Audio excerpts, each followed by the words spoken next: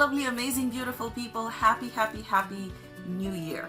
In the spirit of the new year, one of our most sacred wishes in general when we find ourselves wishing for things is to love and be loved. And that's why I wanted to talk about the 5 different love languages and help you determine which love language you speak. What does a love language mean anyway? It is the way in which we express, give, and receive, understand love when somebody else expresses it to us.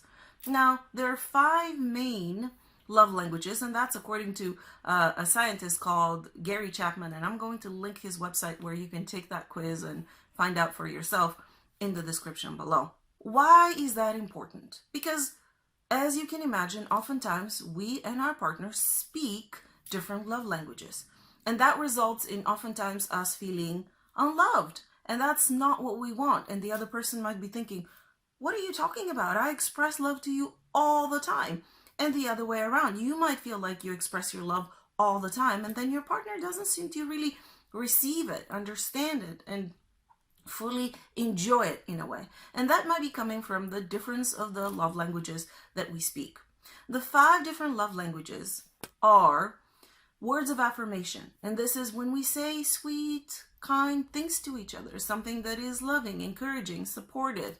You look amazing would be one. I really love how you look in this. You are one of the most awesome people that I know. You're so interesting. You're so brave. You're so smart. All these things are words of affirmation. The second one is physical touch. And you know what that means. Hugs and kisses, holding each other in an embrace, and anything that has to do with the physical body. The third one is quality time.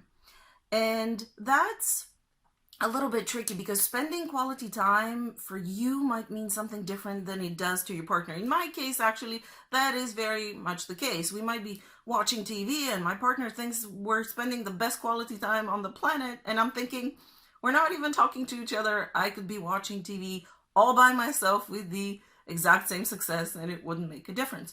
So this one is a little bit tricky. The fourth one is acts of service, and that means doing things for each other. For example, you're not feeling so well, I'm going to make you some soup, or I'm going to make you some tea. Doing things for each other, doing little favors to each other. And the last one is receiving and giving gifts, actual gifts, little things. Leaving little notes would also fall in that category. Buying little things that are thoughtful. Usually we would have one dominant love language, one that has a much higher significance to you than the rest of them. In my case, 2, there's a tie for 2 in the first place that are really important, and my love languages are physical touch and words of affirmation. Well, guess what? My partner's love languages, the first couple, are not those.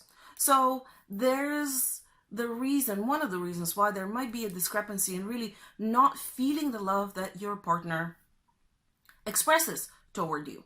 And once you kind of take the quiz to gain the understanding of what love languages you speak, then what can we do about it? Well, how is that significant? And my first thought some time ago was that, I'm going to tell my partner, these are the love languages that I speak, and you should start speaking them too. Well, that was kind of naive because that didn't happen. The benefit of that, though, is to understand yourself and to understand why in certain situations you're not necessarily feeling the love. And if you do the quiz with your partner, or they do it individually, it helps you understand the love language that they speak. So at least when they do certain things, you know that they're expressing love. Don't expect your partner to change, and they can't really expect you to change to all of a sudden start speaking a different language. Of course, you can, if you want to, start trying to speak your partner's love language and expressing your love toward them in that way because you want it to be more clearly felt and understood. You can do that, but we can't demand that our partners start doing that so that we understand it. I mean, we can. I tried, and guess what? It didn't work very well because my partner kept expressing his love in his love language and the way that he speaks it. But at least now I know that that is what he's expressing, and it's my choice how to feel about that.